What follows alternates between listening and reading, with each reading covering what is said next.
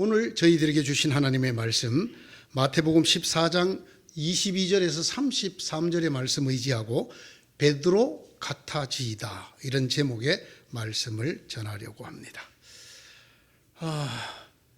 오늘은 교회를 열심히 다닌 분이나 성경을 많이 아는 분이나 처음 오신 분이나 평등할 수 있는 질문부터 시작을 합니다. 성경이 없는 질문입니다. 그러니까 성경 지식 갖고는 풀 수 있는 질문이 아닙니다. 천사들이 공중을 날아다니죠? 어떻게 날아다닐까요? 천사가 공중에 나는 것은 어떻게 해서 날아다니게 되는 것일까? 근데 이런 질문을 생각을 해본 적이 별로 없으시죠? 네? 천사가 날아다니게 했으니까 날아다니겠지. 근데 천사가 어떻게 날을 수 있을까? 자, 주님의 주신 힘으로 상당히 믿음이 좋으신 그런 답변인데, 그걸 묻는 거예요. 그 천사에게 준 주님의 힘이 뭘까 하는 거예요. 그게 뭘까 하는 거예요. 이게 오늘의 설교의 아주 중요한 내용의 하나거든요. 자, 그럼 천사는 여러분 좀 어려우니까 좀 더 쉬운 거로 한번 물어봐요. 새는 어떻게 공중을 나를 수 있을까요? 네, 그렇게 대답할 줄 알았어요. 새가 공중에 날 수 있는 이유는 날개 때문이 아닙니다. 새는 모든 동물 중에 유일하게 통뼈가 아닌 뼈를 갖고 있습니다. 통뼈라는 말이 뭐냐면 뼈 속에 이렇게 해면체라든가 이런 것이 꽉 차 있는 뼈. 모든 동물은 뼈가 꽉 차 있어요. 속이 비어 있지 않습니다. 혹시 여러분 닭고기를 드시면서 그 닭뼈를 부러뜨려 보신 적이 있으십니까? 그 안이 비어 있습니다. 짐승들 중에 이 조류만 뼈가 통뼈가 아닙니다. 그래서 날 수 있는 거예요. 하나님께서 이 새를 만들 때, 조류를 만들 때 초경량화로 만드시는 방법이 뭐냐? 뼈가 무겁지 않게 하셔요. 그래서 실제로 여러분 큰 새들도 잡아 들어보면 굉장히 가볍습니다. 왜냐하면 뼈를 비어있게 만들었기 때문입니다. 정말 참 오묘하게 만드셔서 아주 극도로 경량화를 이루어 놨어요. 그래서 그 새가 가벼운 날개짓으로도 뜰 수 있는 것이에요. 과학자들이 말을 합니다. 이 새 뼈가 전부 통뼈로 바뀌면 새가 날지 못할 것이라고 말을 합니다. 자, 다시 천사에게로 돌아갑니다. 새는 뼈가 가벼워서 날 수 있다고 그랬어요. 뼈가 비어 있어서. 천사도 뼈가 비어 있을까요? 네, 참 엉뚱한 질문하기로 유명한 사람입니다, 제가. 근데 여러분 안 궁금합니까? 천사는 그러면 어떻게 날 수 있을까? 네, 천사는 새처럼 뼈가 가벼워서가 아닙니다.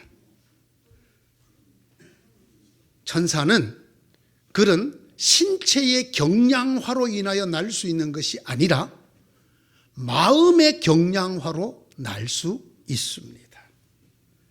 천사는, 새는 뼈가 가벼워, 천사는 마음이 가벼워.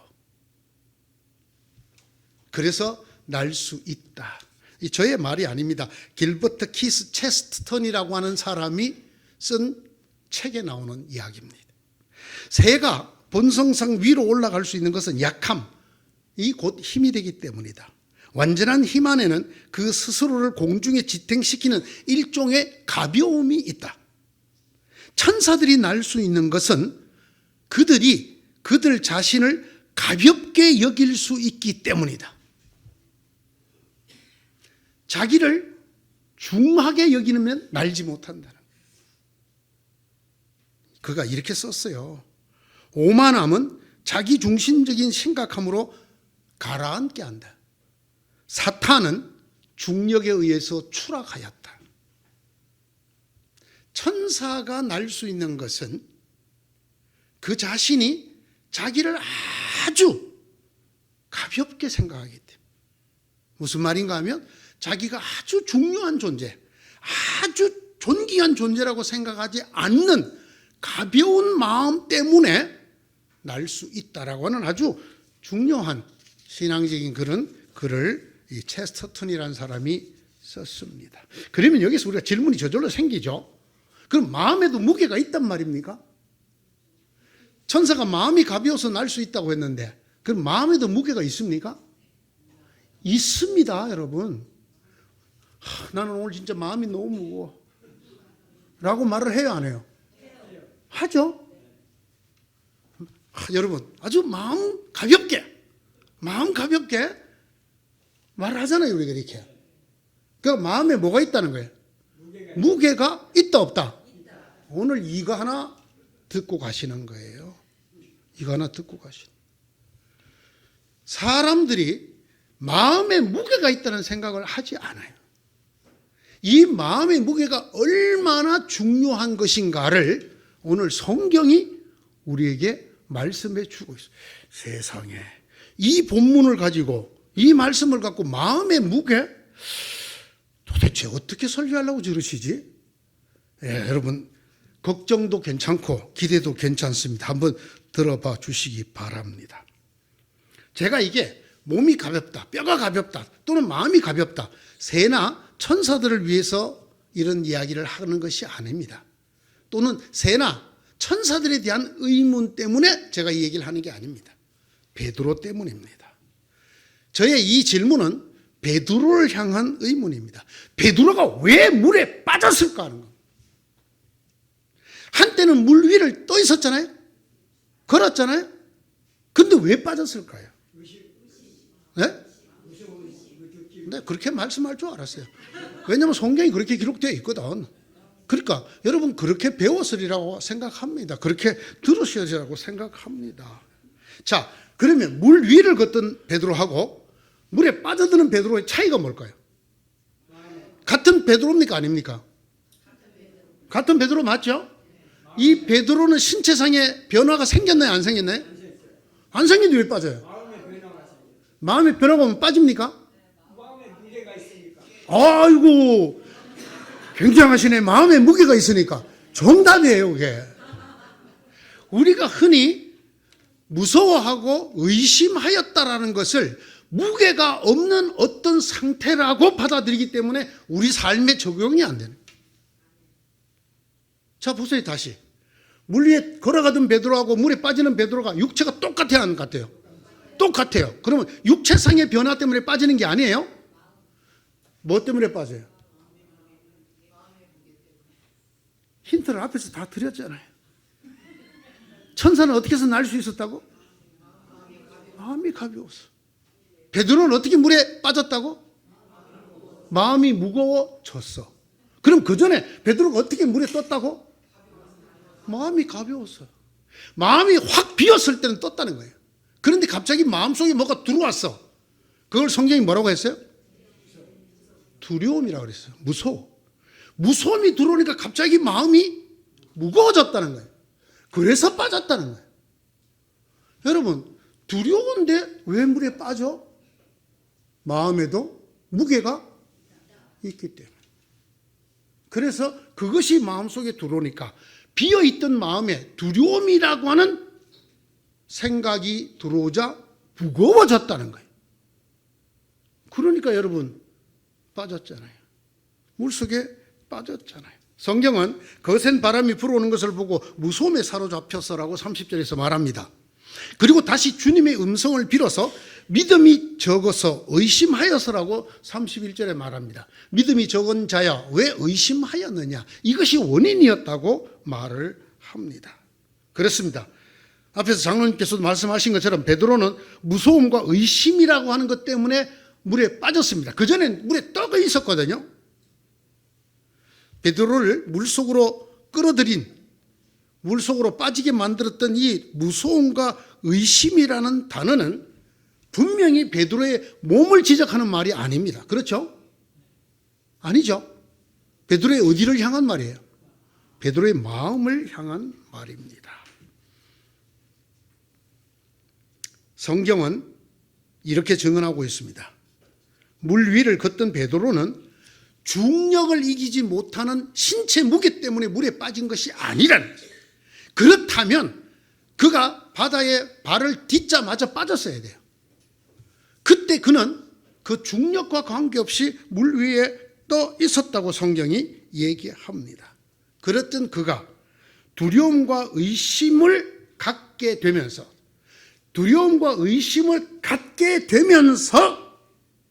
그 마음이 무거워져서 그 무게 때문에 물속에 빠져들었다. 여러분, 성경을 이렇게 읽으셔야 합니다. 이렇게 읽으셔야 돼요. 베드로에게 일어났던 두려움과 의심은 참 무거웠던 것 같아요. 그러니까 물속에 빠져버렸죠. 물에 떠있던 사람이. 그 베드로의 마음속에 일어났던 두려움과 의심이 얼마나 무거웠으면 그를 물속에 빠져들게 했을까요? 제가 지금 누구 얘기를 하는 것 같아요?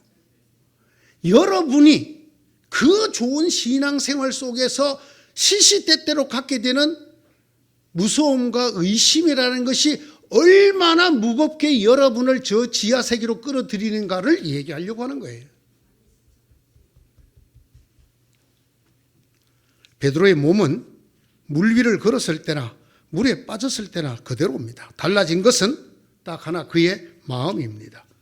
두려움과 의심으로 무거워진 마음입니다. 그냥 여러분 두려움과 의심이 든 마음이라고 생각하시면 안 됩니다. 두려움과 의심으로 어떻게 된? 무게를 갖게 된 마음입니다. 무게를. 자, 다시 기억하십시오. 마음에 무게가 있다, 없다? 이걸 남자들은 주로 안 믿으시는구나. 사람의 마음에 무게가 있다, 없다? 있다. 그래서 마음이 무겁잖아요. 마음이 무거워. 예? 또 마음이 가벼워. 이것이 실제라는 것입니다. 그래서 베드로가 물에 떠 있기도 하고 빠지기도 하였다라는 것입니다. 그 무게를 가져다 준 두려움과 의심이라는 것이 무엇이었을까요? 베드로를 물속에 빠뜨리고 베드로를 물속으로 끌려 들어가게 만들었던, 베드로의 마음을 무겁게 만들었던 그 두려움과 의심이라는 게 무엇이었을까요? 이게 자의식입니다. 이게 자각입니다. 베드로가 아무 생각 없이 마음이 비어버려요. 아무 생각 없이 내가 사람이라는 거, 물속에 내가 물 위에 그냥 설 수 없다는 거, 이런 거 기억을 못해. 생각도 못해. 그리고 주님은 바라봤어. 주님이시라면 나를 주님 쪽으로 오라고, 물 위를 걸어서 오라고 하십시오. 다 비었어. 마음속에 자의식이 없어졌어. 내가 물 위를 걸을 수 있느냐 없느냐, 내가 몸무게가 몇 킬로냐, 지금 파도가 치고 있는데 바다 위를 어떻게 사람이 걷느냐, 이런 의식이 마음속에서 다 사라졌어. 이게 진공 상태가 돼. 제로가 됐어요. 그리고 누구만 보여? 주님만 보여. 그럴 때는 물 위를 걸었어요. 그런데 베드로에게 자각정세가 돌아와. 정신이 돌아와. 조금 전까지 이 제정신이 아니잖아요. 바다 위를 걸어서 오라 하십시오 이렇게 말하는 게 제정신입니까? 그리고 주님이 오라 한다고 또 나가갖고 배 밖에도 발을 디디는 게 제정신이 아니잖아요. 자의식이 비연 상태가 됐다가 이게 돌아와. 지금 내가 물 위를 걷고 있네? 이 순간이 중요한 거예요. 이 자의식이 그를 무겁게 만들어요. 바람 불고, 맞아.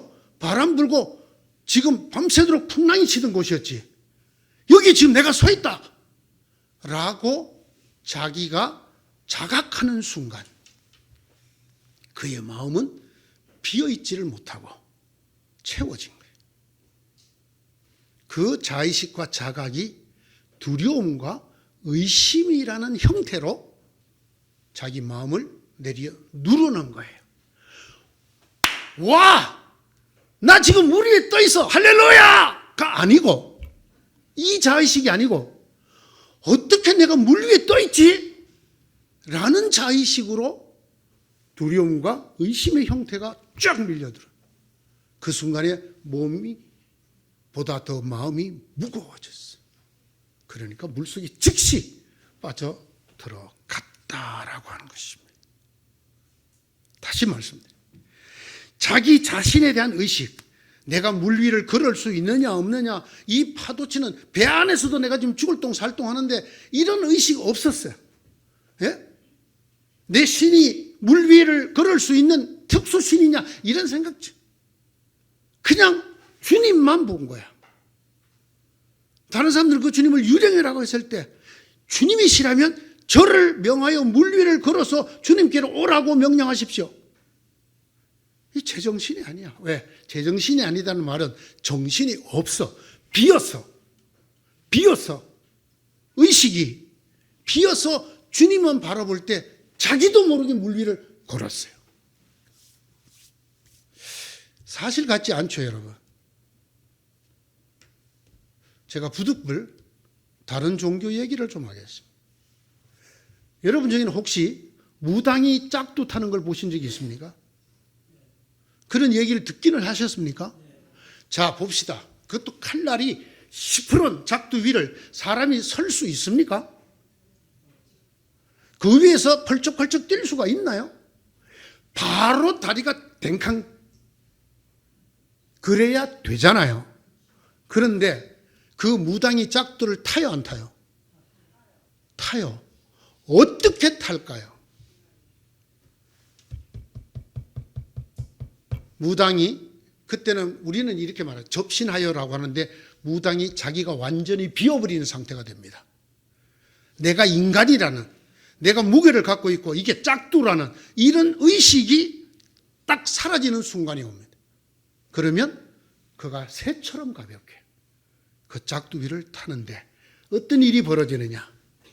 그 옆에 예수 잘 믿는 권사님이 가서 기도를 하면 그 사람이 현실로 탁 돌아와. 현실로 탁 돌아오면서 바로 짝두의 다리가. 이 말은 믿으십니까? 마음에 무게가 있다 없다?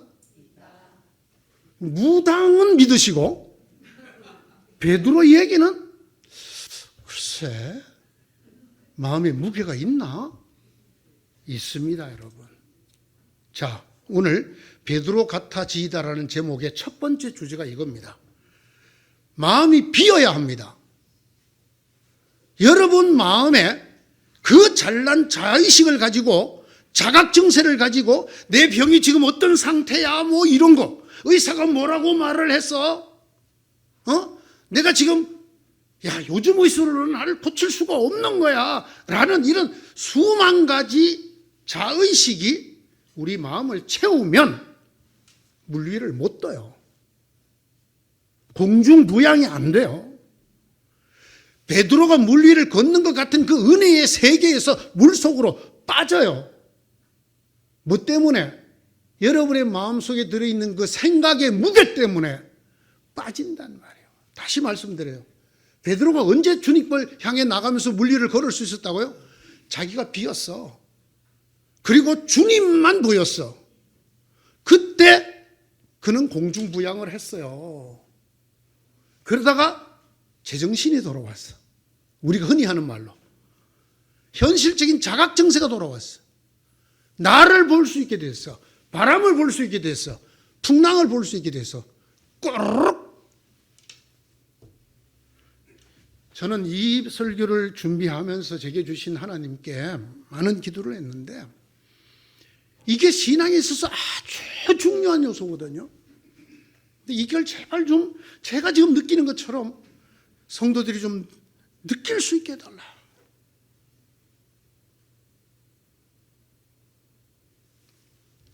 오늘 첫 번째 주제입니다.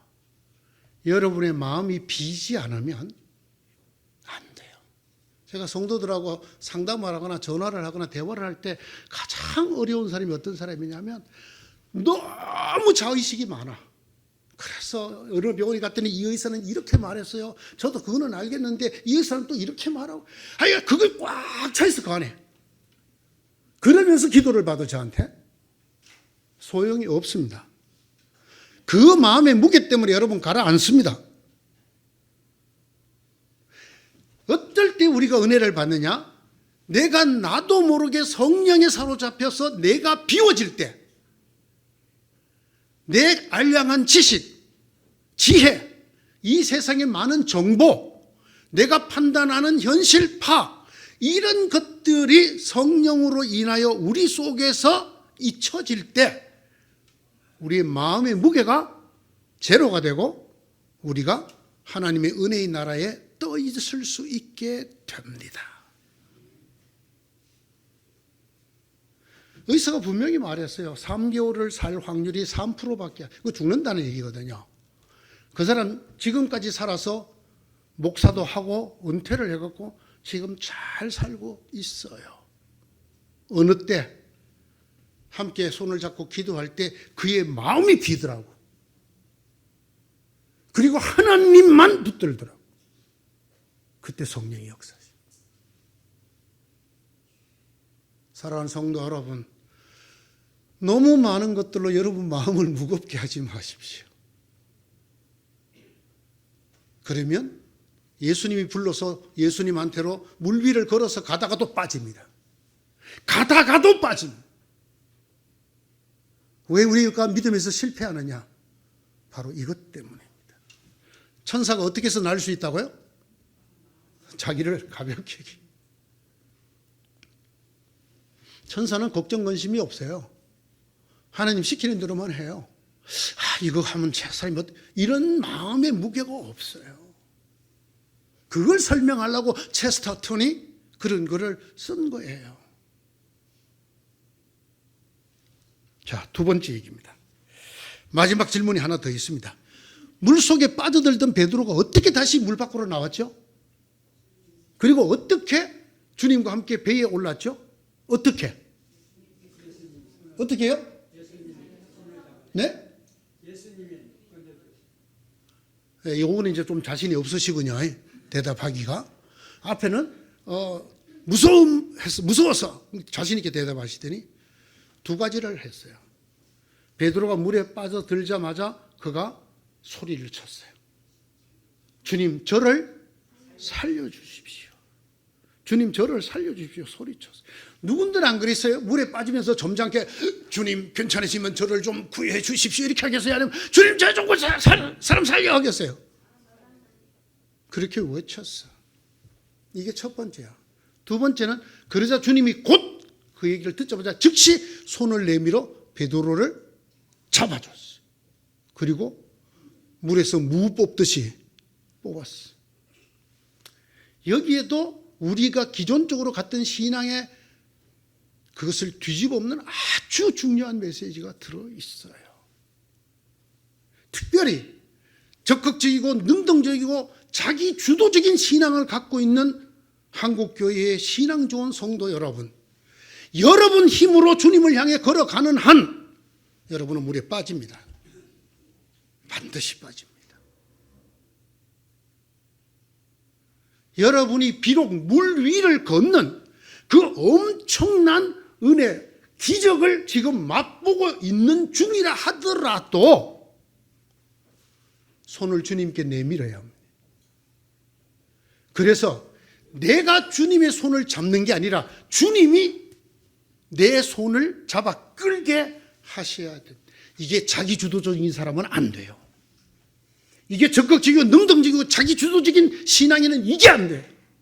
그냥 지가 해. 그는 금식 기도도 안수 기도를 받는 것도 철야 기도하는 것도 지가 해. 자기 주도적으로 한단 말이에요. 빠집니다. 이 사람 반드시 물에 빠집니다. 그가 물 위를 걷는 같은 전 인류 중에 딱 한 명이 받은 은혜를 받은 사람이라 하더라도 빠집니다. 언제 다시 거기서 건짐을 받을 수 있느냐? 주님이 내 손을 잡아서 끌 때만 가능합니다. 여러분이 자녀들을 키우면서 수도 없이 경험했던 일이에요. 애들이 조금 걷기 시작을 하면 엄마 손을 지가 잡으려고 그래. 그 엄마 손 지가 잡고 엄마 따라가다가 돌뿌리에 걸리거나 다리가 휘청거리면 어떻게 돼요? 이 손을 더 꽉 쥐띠까 놓습니까? 놓아버립니다. 그리고는 엎어져 버립니다.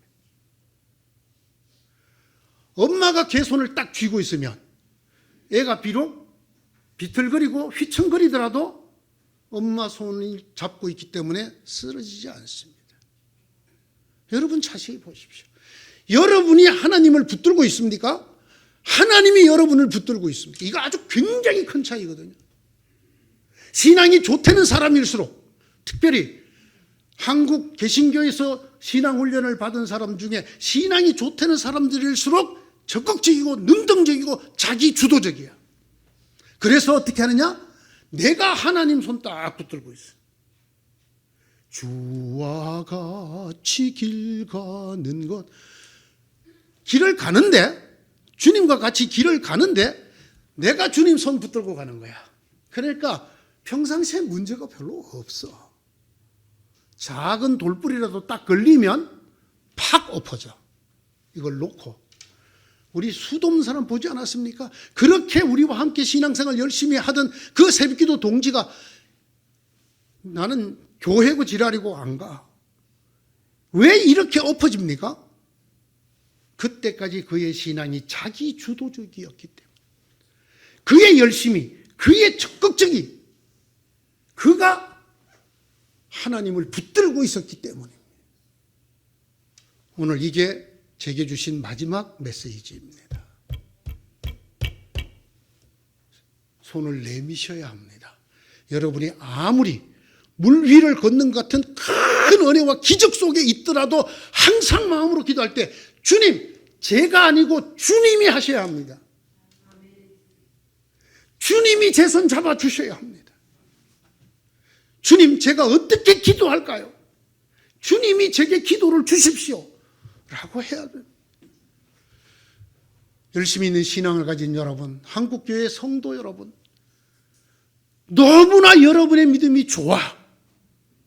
그래서 여러분이 너무나 유창하게 기도로 하나님을 다 붙들고 있어. 제가 여러분에게 가르친 기도는 그게 아니죠. 하나님 어떻게 할까요?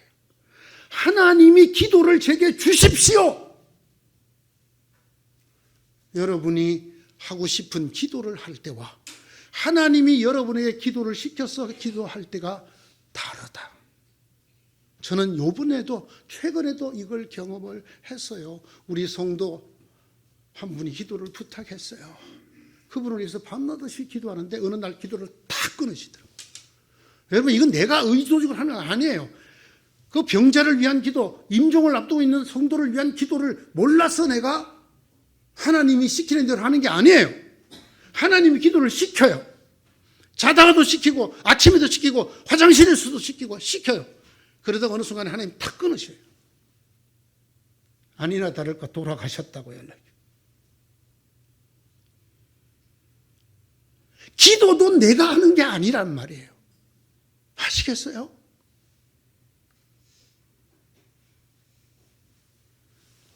주님, 저를 살려주십시오. 이게 우리 평생의 기도라 해요. 우리가 이만큼 자랐다고, 신앙이? 내가 이런 은혜를 받았다고? 내가 기도를 한다고?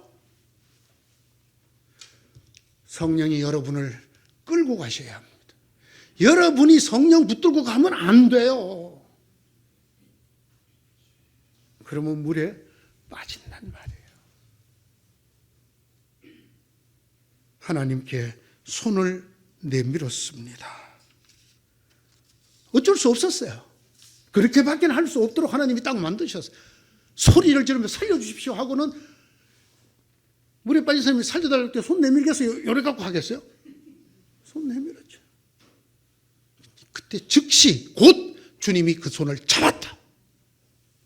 이때야 진정한 하나님의 역사가 나타나요. 자, 베드로가 물에서 건짐을 받았어. 그리고 같이 주님과 함께 배에 오르니 뭐가 그쳤어? 바람이 쫙 그쳤어. 그래서 함께 고난을 당하던 다른 제자들도 구원을 받았어. 그 풍랑에서. 뿐만 아니라 아주 중요한 사람. 그 배에 있던 제자들이 예수님 앞에 무릎을 꿇고 선생님은 진실로 하나님의 아들입니다. 이 엄청난 신앙의 정수, 신앙의 핵심에 도달하게 되었어요. 이게 언제 일어났다고요? 주님, 저 좀 살려주세요 하고 손을 내밀 때 주님이 그 손을 잡으시자 일어났어요. 참 안타까운 사람 몇 있어요. 제가 아는 어떤 사람 중에 저희 형님 친구입니다만은 정말 새벽까지 책상에서 안 내려오고 공부하는 분이 계셨어요. 이분이 나중에는 자기 의지가 약해질까 봐 줄을 갖다가 자기를 의자에 묶었어. 그리고 앉아서 공부를 해요. 저희 집안은 좀 놀라리 기질이 있거든요. 저희는 그렇게 공부를 열심히 못해요. 그런데 저희 형님은 제일 좋은 학교를 들어가고 그분은 옛날에 뭐 1류, 2류, 3류가 있었잖아요. 전수학교 같은 데를 갔어요. 그렇게 열심히 공부한 사람이 좋은 결과에 이르렀으면 참 좋겠지만 어때요? 안타까워요? 안 안타까워요? 안타까워. 그보다 더 안타까운 게 있어요. 정말 열심히 신앙생활해. 교회 생활만이 아니라 정말 신앙생활을 배운 대로 들은 대로 기도하기를 쉬지 아니하고 그냥 돕고 봉사하고 희생하고 성도들을 돌보고 사랑하고 너무너무 신앙생활을 잘해. 그런데 번번이 물에 빠져. 번번이. 그분들에게 오늘 제가 드립니다. 이유는 여러분들의 첫째, 마음에 자의식이 너무 많아. 그래서 마음이 무거워. 둘째, 그 자의식이 여러분에게 자기 주도적 신앙을 만들어. 이 머리에 든 게 많은 사람이 예수 믿기 참 어렵다고 하는 얘기가 그 얘기예요. 이 자기 속에 있는 무엇인가가 첫째, 예수님 아예 들어오지 못하게 막고, 둘째는 들어왔더라도 굉장히 이성적인 신앙인으로 바뀌어요. 열심히 헌신적으로 그냥 정말 그 사람은 자기 몸을 돌보지 않고 교회를 섬기고 전도하고 기도하고 말씀 보고 그냥 말씀도 그냥 그 아픈 와중에서도 그냥 말씀 보고 말씀 기도하고 찬양하고 혼자 열심히 해. 그런데 딱 하나가 부족해. 저를 잡아 끌어주십시오. 제가 성경을 읽겠습니다. 주님, 저 성경 읽게 만들어 주세요. 주님, 제가 기도하겠습니다. 주님, 저 기도하게 만들어 주세요. 제게 기도를 주십시오. 성경이 뭐라고 그랬어요? 우리가 마땅히 빌 바를 알지 못할 때에 성령께서 친히 말로도 할 수 없는 탄식으로 너희를 위하여 기도하시느니라. 이걸 왜 안 믿느냐 말이에요. 누가 기도했다고? 여러분이 했잖아요, 지금까지. 또 여러분의 자의식이 살아오잖아요. 내가 기도하잖아요. 바울이 나의 나된 것은 주의 은혜다. 무슨 뜻인지 아세요? 바울처럼 유능하고 똑똑한 사람이 없어요, 당대에.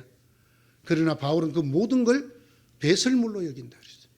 오직 성령을 통해 주시는 지식과 말씀만을 그는 전했어요. 아시겠어요? 그때 하나님이 바울을 끝까지 능력의 사도로, 하나님의 사도로 쓰셨어요. 하나님께서 주시는 정말 놀라운 은혜, 그 은혜를 받는 비결, 아니 받는 게 중요한 게 아니고 그런 삶을 쭉 지속할 수 있는 비결, 그게 뭐냐? 끊임없이 나를 비워야 돼. 끊임없이.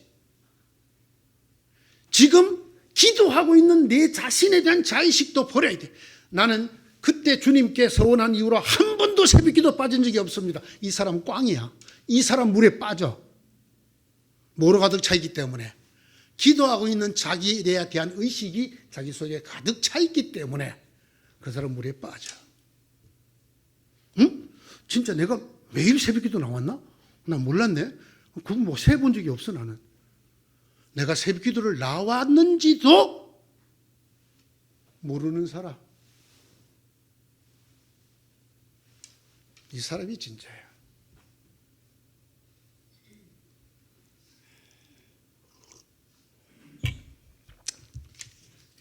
오늘 설교 제목이 뭐라고요?